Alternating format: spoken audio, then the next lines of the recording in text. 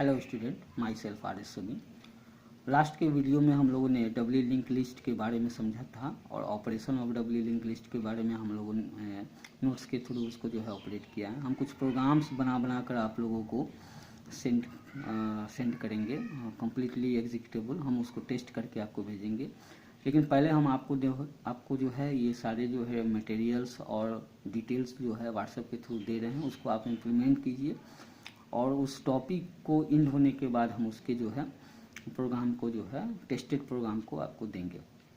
तो हम लोग जो है singly link list, circular link list और डबली लिंक लिस्ट को ख़त्म कर लिया है, उस टॉपिक को कवर कर लिया है। अब हमारा जो है नेक्स्ट टॉपिक जो बन रहा है डाटा स्ट्रक्चर में, वो आपका स्टैक है। तो स्टैक के बारे में समझने के लिए अगर हम डिस्कस करें कि स्टैक क्या होता है, तो इसको हम समझ सकते हैं कि जैसे कि अगर हम अपने घर में नंबर ऑफ़ बुक्स को जो है स्टोर करते हैं, देखेंगे कि आप हर एक बुक को 1 बाय 1 जो है स्टोर करते हैं, और जब आप जो है फर्स्ट बुक को रखते हैं तो वो आपका सबसे जो है नीचे होता है, और लास्ट बुक को रखते हैं तो वो सबसे ऊपर होता है। यहाँ पर जो है ये कंसेप्ट जो है स्टैक का यहाँ पर इम्प्लीमेंट होता है। इस तरीके के जो है मैकेनिज्म को स्टैक बोलते हैं, यानी कि आपका जो बुक है, जो फर्स्ट बुक है वो लास्ट में जो है स्टोर रखा गया है, और जो लास्ट बुक है वो फर्स्ट में यानी कि सबसे टॉप पे रखा गया है। तो इस चीज़ को ही यहाँ पे स्टैक के नाम से देखते हैं। अब इस स्टैक को हम लोग डाटा स्ट्रक्चर के थ्रू कैसे इम्प्लीमेंट करेंगे, इस चीज़ के बारे में समझते हैं। तो सबसे पहले हम लोग देखते हैं इसके डिफिनीशन को और इसके प्रोग्राम कोड को, फिर समझेंगे कि इसके प्रोग्राम कोड कैसे काम करते हैं।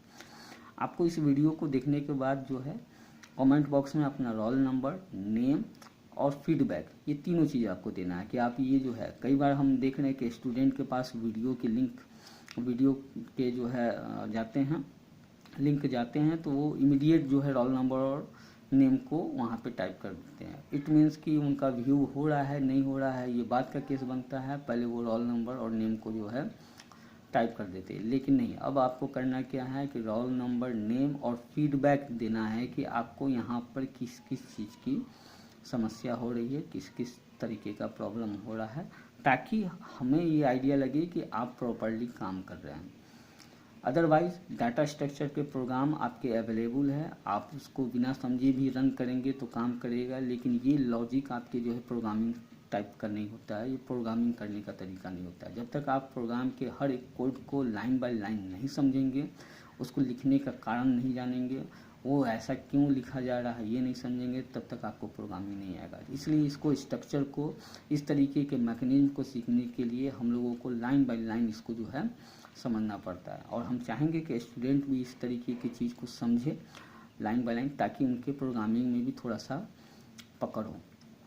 तो आइए स्टार्ट करते हैं। हम लोग स्टैक के बारे में जानते हैं, स्टैक क्या होता है और ये कैसे काम करता है। तो डिफिनीशन देखते हैं। तो हम कह सकते हैं a stack is a linear data structure which follows a particular order in which the operation are performed. यानी कि एक डाटा स्ट्रक्चर है, लीनियर डाटा स्ट्रक्चर है स्टैक, जो एक पार्टिकुलर ऑपरेशन को फॉलो करता है। और ये ऑपरेशन कैसे होते हैं, तो द ऑर्डर में भी फर्स्ट इन लास्ट आउट, यानी कि आपका जो है डेटा पहले जो आएगा वो लास्ट में जो है उसको रिमूव किया जाएगा, और जो लास्ट में आएगा उसको हम लोग पहले रिमूव कर सकते हैं। इसको शॉर्ट फॉर्म में कर सकते हैं, फर्स्ट इन लास्ट आउट, यानी कि first in last out, FILO, और लास्ट इन फर्स्ट आउट, इसको कर सकते हैं LIFO। ये मैकेनिज्म है, इसमें जो है ये तरीका हम लोग फॉलो करते हैं। तो ये कंसेप्ट है जिसके थ्रू हम लोग इसको स्टैक के नाम से जानते हैं।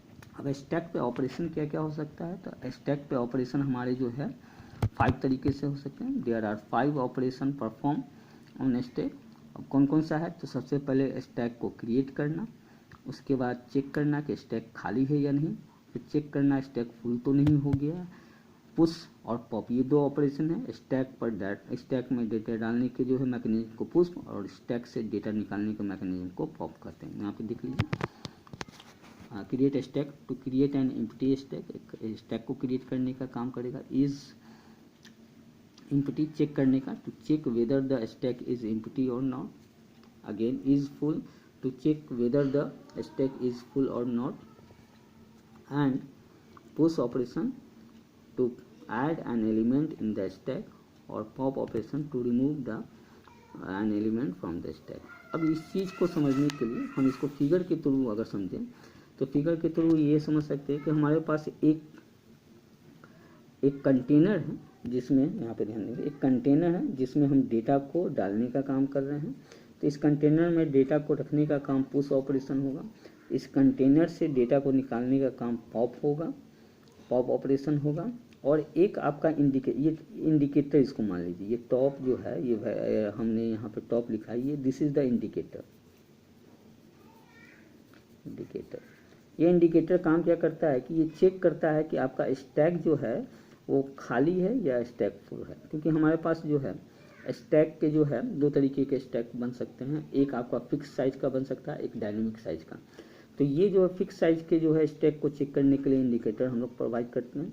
डायनेमिक साइज के भी जो है हमारे स्टैक बनते हैं, उसमें भी इंडिकेटर होता है, लेकिन उसके लिमिटेशन जो है वो सिर्फ खाली है, यानी कि एम्प्टी स्टैक को चेक करने के लिए होता है। बाकी जो है डायनेमिक नेचर होने के कारण जो है नंबर ऑफ एलिमेंट्स वहाँ पे स्टोर हो सकते हैं। ये चीज़ भी हम लोग जो है देखेंगे। अभी यहाँ पे हमने जो है बताया पुश ऑपरेशन और पॉप ऑपरेशन क्या काम करता है। एक इंडिकेटर होते हैं जिससे हमारा स्टैक जो है वो आपका जो है एम्प्टी है या फुल है उसको चेक करने के लिए। और ये साइज जो है, ये आपका कंटेनर जो है एक तरीके का साइज हो गया कि कितने साइज का ये स्टैक है। नंबर ऑफ एलिमेंट्स, यहाँ पे जो है ये जो आपके जो नंबर्स डिस्प्ले हो रहे हैं, ये नंबर ऑफ एलिमेंट्स हैं। और यहाँ पर जो है, यहाँ पे ध्यान देंगे, सबसे टॉप पे, टॉप अगर आपका सबसे ऊपर रहेगा तो ये मैक्स हो गया, तो ये आपका जो है फुल को डिनोट करता है। अगर टॉप आपका जो है ये -1 हो गया तो ये आपको एम्प्टी को डिनोट करता है। और इस कंटेनर को ही हम यहाँ पे स्टैक के नाम से जानते हैं। तो ये एक मैकेनिज्म है जो स्टैक को समझाने के लिए किया गया। अब इसके लिए जो है हम लोग प्रोग्रामिंग कैसे करते हैं, इस चीज़ को अगर हम समझें तो हम यहाँ पे जितने भी ये ऑपरेशंस हैं, इस सारे ऑपरेशंस का हम एक फंक्शन बना लेंगे और उसके बाद इसको हम लोग उसके थ्रू इम्प्लीमेंट करेंगे। जैसे कि हमने यहाँ पर फंक्शन बनाया। अब यहाँ पर जो है स्टैक को जो है हम कितने तरीके से इम्प्लीमेंट कर सकते हैं, तो दे आर 2 मेथड, 2 तरीके से स्टैक को इम्प्लीमेंट कर सकते हैं। एरे स्ट्रक्चर और पॉइंटर के थ्रू और दूसरा लिंक लिस्ट के थ्रू। तो सबसे पहले हम लोग एरे स्ट्रक्चर पॉइंटर को समझेंगे, देन लिंक लिस्ट समझेंगे। तो पहले जो है हमारा काम ये कंप्लीट हो जाएगा तब।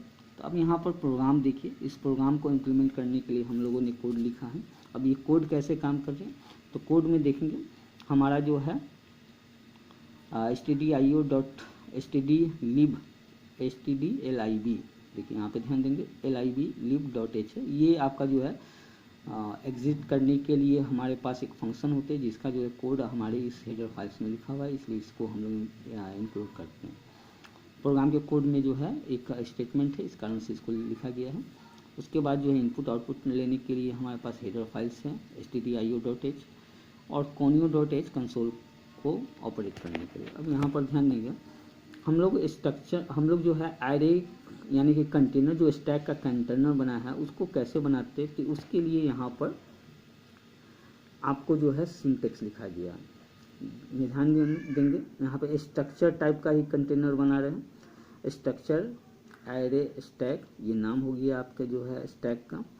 और इसमें जो है 2 मेंबर है, एक मेंबर है आपका टॉप नाम का और दूसरा मेंबर है एलिमेंट नाम का। अब यहाँ ध्यान देंगे ये टॉप नाम का जो है वेरिएबल है वो आपका सिंगल नॉर्मल वेरिएबल है, और यहाँ पे एलिमेंट नाम के जो वेरिएबल है ये एरे टाइप है। और इसके अंदर हमने मैक्स नाम का एक वर्ड जो है राइट किया। अब यहाँ पे ध्यान देंगे ये मैक्स क्या है, तो यहाँ पर एक स्टेटमेंट हमने लिखा है हैश डिफाइन मैक्स 10। अब ये स्टेटमेंट क्या है, ये आपका 10 जो है ये 10 को रिप्रेजेंट कर रहा है मैक्स नाम का ये की। अब जहाँ जहाँ आपका मैक्स लिखा रहेगा वहाँ वहाँ ये जो है 10 से रिप्लेस हो जाएगा।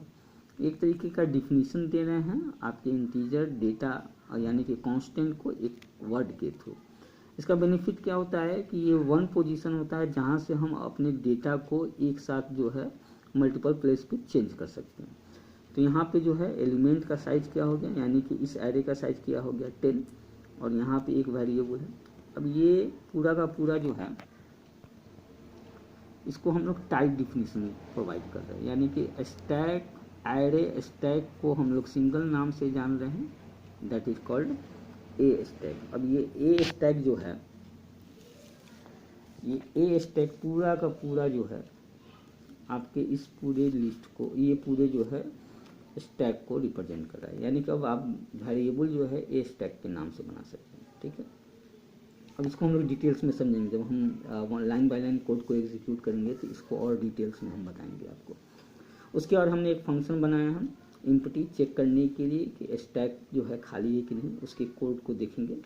तो यहाँ पे इसको समझेंगे। एक फंक्शन हो गया एम्प्टी नाम का, दूसरा फंक्शन हो गया फुल के नाम से, ये आपके स्टैक को चेक करेगा कि ये फुल तो नहीं हो गया। उसके बाद आपके पास एक फंक्शन बनेंगे दैट इज कॉल्ड पुश के नाम से, जिसमें आपको चेक किया जाएगा कि अगर स्टैक फुल है तब तो आपको जो है मैसेज दो, अदरवाइज स्टैक पर एलिमेंट को स्टोर करो। दूसरा है पॉप, इसमें चेक किया जाएगा कि अगर आपका स्टैक जो है वो एम्प्टी है तो मैसेज दो वो खाली है, अदरवाइज आप उस स्टैक से जो है डेटा को रिमूव करो। अगेन यहाँ पर क्रिएट स्टैक नाम का एक जो है फंक्शन बनाया गया, यानी कि 5 फंक्शन हो गए, create stack, pop from stack, push in stack, is full check करने के लिए स्टैक फुल है या नहीं, इज एम्प्टी स्टैक खाली है या नहीं, और ये आपका स्टैक को बनाने का आपका कोड हो गया टाइप स्टैक। उसके बाद हमारे पास मेन फंक्शन है। मेन फंक्शन में देखेंगे, मेन फंक्शन में हमने कुछ वेरिएबल्स बनाया है, डू लूप के थ्रू, डू वाइल लूप के थ्रू हम जो है स्टेटमेंट को लिख रहे हैं, और बार बार स्टैक को हम लोग क्या कर रहे हैं कि उसमें पुश और पॉप ऑपरेशन करें। आपका 1 2 3 4 4 ऑप्शन है। पहला जो है क्रिएट करने के लिए, दूसरा पुश करने के लिए, तीसरा पॉप करने के लिए, और चौथा एग्जिट होने के लिए। यहाँ पर ध्यान देंगे नंबर ऑफ स्टेटमेंट को, ऑप्शन को ऑप्ट करके हम लोग यहाँ पे चेक करेंगे।